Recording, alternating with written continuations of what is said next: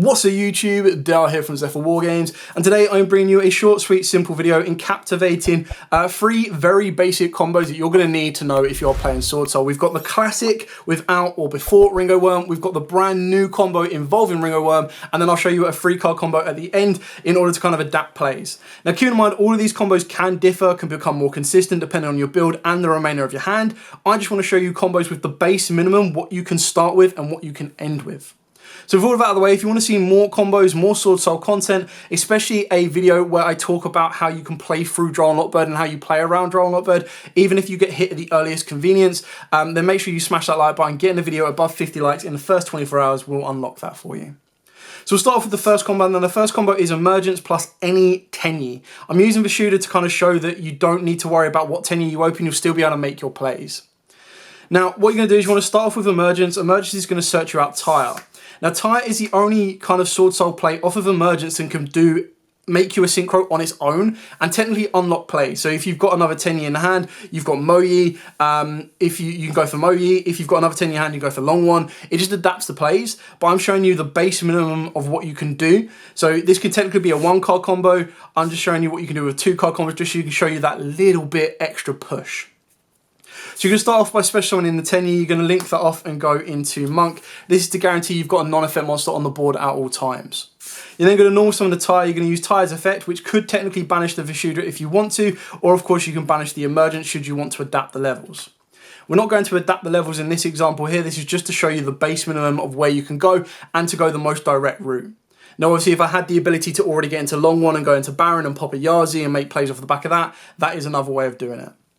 You're then going to sync these two together, so you're going to go with your Tire and your token, and you're going to go into a Yugioh. You go chaining 1 Yugioh, chaining 2 Tire. Tire will Foolish Burial Ashuna. If you opened up the Ashuna, then you can actually skip a step and just send the Adhara directly from the deck, and you don't need to add an additional Monk to the board. Your Swordsoul Yugioh is going to search you out the Long One. Now keep in mind, this is the Worm lock combo, so where you're locked into worms, you can't go into Baron, but this is where if you open up Long One, you can actually go into a level 10 a lot earlier. This is again showing you the base minimum of what you've got. You've only got 2 cards in your hand. Where can you push it to? Because we've got the Monk on the board, we've got a non-effect monster, meaning we can use the Ashuna effect to special summon the Adhara from the deck.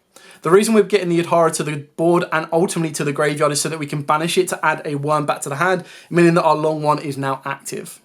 So what you want to do here, the easiest way of this is just turning that into a Monk because you are worm locked. You could put both of these together, or you just go for the Adhara and Monk and go into a Shaman, but it really depends on how you want to play it out and what else you have in the hand.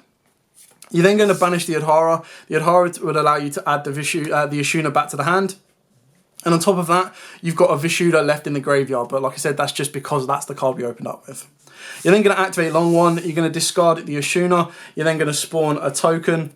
And then straight away what you can do here is you can sync both of these, and the only level 10 you're going to want to go into really is going to be your Quinling, and this is obviously going to be burn your opponent for 1200, the option to burn them for an additional 24 during their turn if they trigger meet the mandatory effects of this one, and then you're going to get the banish to negate effect as well. So you've kind of got the base minimum. This is just the very low end example. Now obviously if you did open up Ringowurm, you had a synchro level 10 here. You then had the ability, as I've shown you in a previous combo, where these two become Shaman. Shaman can then bring back the Yugioh, and you kind of move your plays further forward from there. So that's it for the very basic combo of what you could do before Ringowurm. Now I'm going to show you what you can do after Ringowurm. So this 2-card combo can again adapt to other different ways. I'm going to show you a way that I haven't seen on YouTube at this moment in time. And then obviously if you look around as well, there are other combo videos that will show you a different route. So again, we're going to start off with Emergence and the Ringowurm. Obviously the Emergence, like I said, is because it's the technical 1-card combo that can start you off of your Swordsoul plays. So you're going to start off by activating the Emergence. This is going to allow you to search out your Tire. Pretty straightforward and simple on that already. We're going to normal summon the Tire. You're going to use this effect to banish the Emergence, and this is going to allow you to spawn a token. At this point is when you want to special summon down the Ringowurm, because obviously now you've got a non-effect monster on the board.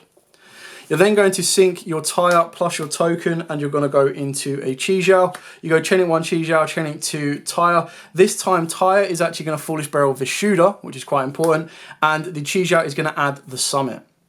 Then what you want to do here is you want to sync these two together. This is going to give you the access to a Synchro level 10. In this example, I'm going to be going for a Synchro monsters cannot be unaffected by your opponent's activated monster effects, and go with it this way.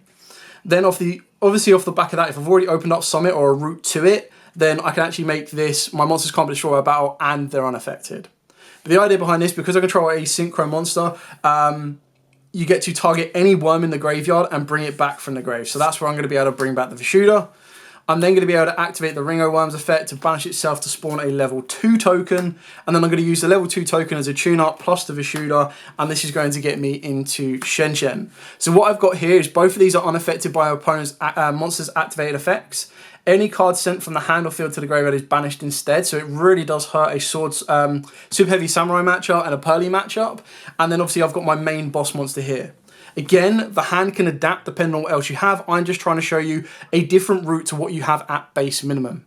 Like I said as well, the combo can be adapted. There are Mo-Yi routes. There are routes that can go a little bit different from here. So you can go into a Baron instead of the Chaos Angel. Rather than trying to go for the Ringowurm play, you can actually change that up a little bit as well. The Shen Shen play, you can change that up a little bit as well. You don't need to go Summit. You can actually go search out Long One directly. And then if you've got a discard off of that, you can go into another Synchro level 10. I'm just trying to minimize everything. So you can see the route with 1 card, the route with 2 card, and then eventually in the next one, a route with 3 cards. So the final combo I'm going to show you is a mixture of the two. So basically what happens if you open up Ringowurm, Emergence, and any worm monster in the entire deck? Well, I'm going to show you how you can get a level 10 synchro and 2 level 8 synchros as well. So again, pretty similar to this one, you're going to activate Emergence, you're going to be able to search out a Tire. That's going to go to the graveyard there. You're then going to normal summon the Tire, you're going to use this effect to banish the Emergence to spawn a token, and at this point you special summon down the Ringowurm. Then what you want to do here is you want to sink into an 8, as you usually would anyway, and go into a Yugioh. Yugioh's effect will then trigger, and this is going to search out the Long One, and then off the back of this, your Tire will trigger and send you the Ashuna. Now, obviously, if you already have Ashuna in the hand, you can send an Adhara, which will allow you to gain back a little bit more resource. I'm just showing you the base minimum of the 10 Yi that you're going to open up in hand. At this point, of course, this is where you now want to start protecting yourself from all of those nasty hand traps. So you do have the ability to go into Nibiru if you want to. Again, pretty standard on the route of play that I go for, and I go into the Chaos Angel. Like I said, that can be Baron if you want to. Entirely up to you before you've locked yourself into anything too kind of damaging. But you do have flexibility on how you want it to overall outcome. Now at this point, obviously you don't control a non-effect monster, but that's where Long One's going to come into play, because you're going to use Long One's effect, discarding the Vishuda in the hand, or any 10 Yi or worm, doesn't really matter, and this will then allow you to spawn the token.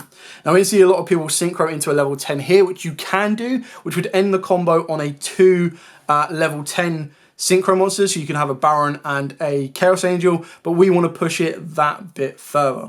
So then what you're going to want to do here is you're actually going to use the Ringowurm's effect to banish itself from the graveyard and spawn a level 2 token. You then use the level 2 token plus the Long One, and you go into another Synchro level 8 of your choosing. Now it can be pretty much anything you want. Some people like to go into Dragite, if you're going to be setting yourself up with a Mo-Yi play, which is completely feasible. Alternatively, you can go into a second Yugioh as well, and that's going to be able to set you up with a little bit more protection. If you're going second, you also can have the option to go into a Baxia as well. From this point on as well, what you would then want to do is you then have the ability, because you control a non-effect monster, is to banish the Ashuna and special summon Shafana from the deck. And then you get to synchro these two together, and this will then give you your Berserker. So you've ended on a Berserker, a Yugioh, and a Chaos Angel with 2 more remaining cards in the hand, which can of course be hand traps, it can be more back row, you name it. It's just a way of showing you how you can turn your hand monsters into synchro monsters. And again, in all the examples that I've shown, is if the first card was an Adhara, before that you also have the ability to recycle a worm if you get there. You've also got Mo-Yi, which adds draws to the combo as well. And then you've also got the ability, as I've shown you in a previous one, where you can go Monk and bring back. There is the way of going into, if you already open up route to Long One, you can actually go into Baron, and then what you do is you go Tire, banish Emergence, and you make Tire into a level 3, so you go into a Yazi. You can then activate Baron to pop the Yazi. Yazi can then bring out Mo-Yi. That's then how you cycle through all 3 of your Swordsoul monsters as well. So this is just a very basic, to the point. I hope I've kept these combos short, sweet, simple, and very easy to follow, just to kind of show you the base routes.